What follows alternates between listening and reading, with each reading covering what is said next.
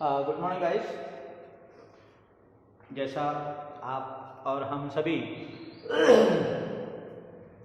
को एहसास हो चुका है कि हम जो हैं अपने सेशन के एंड की तरफ हैं और हर संस्था का, हर बोर्ड का, हर पेरेंट्स का, हर अभिभावक का, हर टीचर का जब सेशन स्टार्ट होता है तो प्रयास ये रहता है कि हमें जो टारगेट दिया गया है, जो हमारी जिम्मेदारी है, उसको हम बखूबी निभाएं और उस पर खरा उतरने के लिए हम जो है 100% प्रयास करते हैं और कहीं पर कुछ कमियां भी रह जाती हैं। तो जब सेशन एंड होता है, सेशन एंड के समय जो है हमें अपना स्व आकलन तो हम करते ही करते हैं, उसके साथ साथ जो हमारे जो गवर्नेंस बॉडीज हैं, जो हमें लुक आफ्टर करती हैं, जो हमें टाइम टू टाइम जो है इंस्ट्रक्शन देती हैं, वो भी हमें जो है एग्जामिन करती हैं कि यस हम किस लेवल पे हैं, हमने जो है अपनी तैयारी किस स्तर तक की और हमारा परिणाम क्या रहा। मैं कहने का मतलब ये हुआ कि हर जो है किसी भी काम को, किसी भी एक्सपेरिमेंट को, किसी एक्टिविटी को करने के बाद हर बॉडी की ये जिम्मेदारी होती है कि यस कि हमें रिजल्ट चाहिए, है ना। तो रिजल्ट को देखने के लिए क्या समय जो डिफरेंट टाइप की जो है विभिन्न प्रकार की प्रतियोगी परीक्षाएं आयोजित की जाती हैं।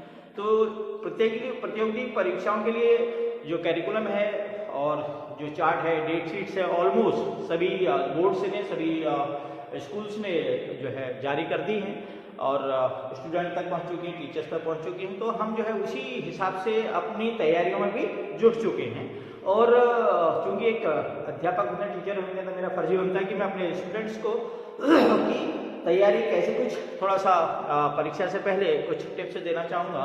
तो आशा करता हूँ आपके लिए ये फायदेमंद होंगी।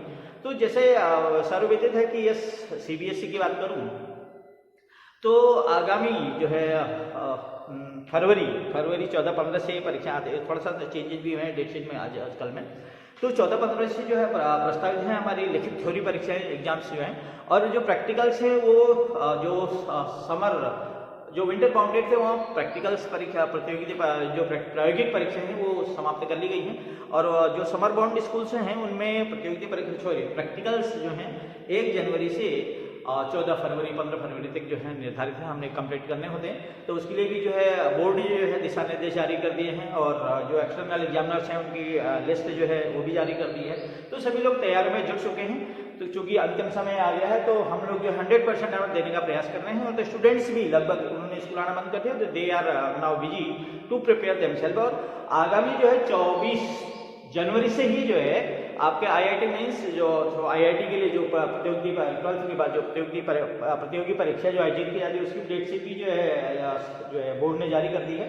तो उसके लिए भी बच्चे तैयारी जो में जुट गए हैं। तो उसके लिए सबसे पहले मैं आपको कहना चाहिए जो भी कोई भी एग्जाम है आपका, आइदर CBSE हो, UK बोर्ड हो, UP बोर्ड हो, ICSE हो, आइदर और JEE, आप जो भी एग्जाम में जो है आप अपियर होने जा रहे हैं, तो सबसे पहले आपको क्या करना है, आपने जो है पिछले 10 सालों के प्रश्न पत्रों का गहन अध्ययन करना है। नंबर 1 क्या करना है, 10 साल के प्रश्न पत्रों का गहन अध्ययन करना है। उससे आपको प्रश्न पत्र के प्रारूप का पता चलेगा। दूसरा जो है आपकी तैयारी किस लेवल की है उसका पता चलेगा और कहीं पर क्या कमियां रह गई हैं उसका पता चलेगा। और स्व मूल्यांकन, अपना जो मूल्यांकन, जितने बड़े जो है इवेल्युएटर्स हम अपने आप के हो सकते हैं, जितने बड़े जज हम खुद अपने आप के हो सकते हैं, दूसरा नहीं हो सकता। जितनी तरह हम अपने आप को पहचानते हैं जितनी अच्छी तरह, उतना जो है दूसरा हमारा एग्जामिन नहीं कर सकता है। वो अलग बात है कि जो है प्रोसीजर है, कुछ प्रिंसिपल्स हैं, उनके हिसाब से चलना होता है, लेकिन वी आर द फर्स्ट जज ऑफ आवरसेल्फ। तो इसलिए जो है सबसे पहले आपको पिछले 10 सालों के पेपर का अवलोकन करके यह पता करना है कि हम कितने गहरे पानी में हैं। नंबर 2, अब चूंकि जैसे सेशन एंड की तरफ है, पूरा सेशन जो है जा चुका है, अब केवल we are very close to our examination. तो अब जो है अगर कोई आपका अनछुआ टॉपिक रह गया है उसके नजदीक आप बिल्कुल न जाएं। जो आपने टॉपिक कवर कर रखे हैं, जो टॉपिक आपने पढ़ रखे हैं, जिनमें आपकी पकड़ है, उन्हीं टॉपिक को आप जो है जो है टच करें, उन्हीं पे जाएं और नए टॉपिक के पास बिल्कुल जाने की कोशिश ना करें। उससे आपको जो है आपके मनोबल में कमी आएगी, आपके आत्मविश्वास में कमी आएगी, क्योंकि नई चीज़ है और आपके ओवर प्रेशर बन पड़ेगा जो आपके लिए नुकसानदायक होगा। इसलिए नए टॉपिक के पास बिल्कुल न जाएं। जो टॉपिक आपको ईजी लगते हैं, जो टॉपिक आपने आज तक पढ़ रहे हैं, केवल और केवल उन्हीं टॉपिक्स के पास रिविजन करें। उसके बाद थर्ड चीज है आपका इट इज सेड दैट जो एनसीईआरटी की बुक्स हैं those are known as the bone of every examination. जो एनसीईआरटी की किताबें हैं, एनसीईआरटी जो करिकुलम है वो हर एग्जाम की रीढ़ की हड्डी कहा जाता है। तो एनसीईआरटी की किताबें को आप बिल्कुल ना छोड़ें। एक्स्ट्रा बुक भी जरूरी है, बिकॉज जो आपका न्यू एजुकेशन पॉलिसी है उसमें कुछ बहुत सारे चेंजेस भी आए हैं। और चूंकि कंपटीशन की जहाँ तक बात होती है वहाँ पर जो है हमें क्या करना है, कंपटीशन में पेपर इस लेवल का होता है कि we have to differentiate to other. So अपने आप को अलग पहचान बनाने के लिए, अपने आप को कंपटीशन में नंबर 1 बनाने के लिए हमें कुछ एक्स्ट्रा प्रिपरेशन की भी तैयारी होती है, करनी होती है। तो उसकी तैयारी करें, but don't forget to NCERT the basics. जो आपको एनसीईआरटी जो आपको कभी भी नहीं छोड़नी है। उसके बाद जो हमें प्रयास ये करना चाहिए कि ज्यादा से ज्यादा रिवीजन करें। ठीक है, रिवीजन बिल्कुल 100%। सारे सोशल मीडिया करें और दुनियादारी छोड़ दीजिए, केवल और केवल गुड फ्रेंड्स, टीचर्स और अपने पेरेंट्स के सपोर्ट में रहें और संपर्क में रहें और उनके साथ रहिए, रिवीजन करें ताकि आपका मनोबल भी बढ़ता रहे। और जो भी छोटी मोटी कमियां हैं, अपना दोस्त, एक अच्छे दोस्त के साथ बैठ के पढ़ाई करें और डिस्कशन से जो गेन जो आप नॉलेज गेन आप करते हैं दैट इज उससे ज़्यादा बेहतर कुछ भी नहीं हो सकता। इसलिए जो अपने फ्रेंड्स सर्कल और पेरेंट्स की मदद से जो है रिवीजन कार्य में जुड़ जाएंगे। ठीक है, उसके अलावा एक पॉइंट और कहना चाहूँगा, क्योंकि एग्जाम का टाइम है, ठंडा भी है और एग्जाम का प्रेशर भी है। सबसे इंपॉर्टेंट चीज़ आपके क्या है, जान है तो जहान है।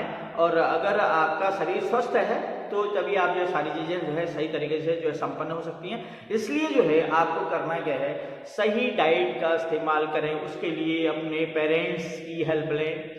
आपको इतना ज्ञान नहीं है, आप तो चाउमीन मोमो वाले हैं, तो उसको आप बिल्कुल इग्नोर कर दीजिए। जो आपको मीन्यूज आपके पेरेंट्स जो है डिसाइड करते हैं, आप उनके हिसाब से चलें तो आपके बराबर जो है मीन्स आपको जो है उससे ज़्यादा सही सलाह देने वाला कोई नहीं हो सकता।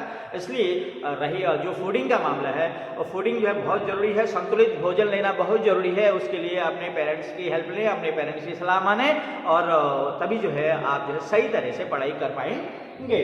और उसके अलावा एक और बताना चाहूँगा आपको मैं कि चूंकि कंपटीशन है, प्रतियोगिता है, तो कंपटीशन और प्रतियोगिता के लिए आपको क्या करना होता है, आपको जो है स्पीड है ना, time management is very important factor. जो टाइम मैनेजमेंट है, टाइम मैनेजमेंट बहुत इंपॉर्टेंट फैक्टर है। तो टाइम मैनेजमेंट के लिए आपको क्या करना है, जो पिछले जो मैंने पेपर्स की बात की, उन पेपर्स को आप जो है उनका रिवीजन करें। और उन पेपर्स का रिवीजन करने के लिए आपको क्या करना है, आप लिखने की भी प्रैक्टिस करनी है।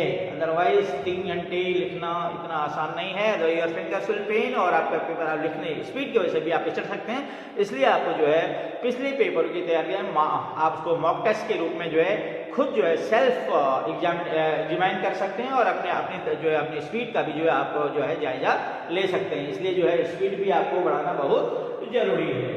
ठीक हो गया। और उसके बाद जो है जो ये चूँकि एग्जामिनेशन है, और इसके लिए मैं जो है इन नेक्स्ट वीडियो में आपके साथ मैं पुनः उपस्थित होऊंगा।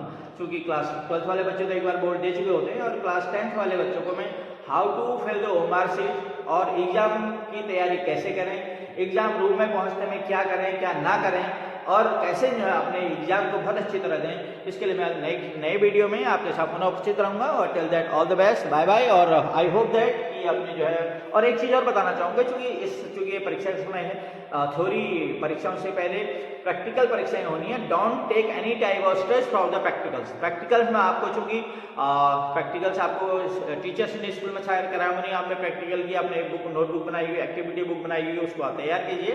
और रही बात वाइवा की, very important thing is viva जो है आपका थ्योरी की तैयारी के साथ साथ आपका वाइवा भी तैयार हो जाता है। इसलिए उसको आपको अलग से प्रेशर लेने की जरूरत नहीं है। बी नॉर्मल और बहुत हल्के में जो है आपको क्या करना है, अपने आप को स्ट्रेस फ्री होकर जो है एग्जाम के लिए तैयारी करनी है और अच्छे नंबर से पास होकर जो है आपने अगली सीढ़ी के लिए मूव करना है। And tell that bye bye.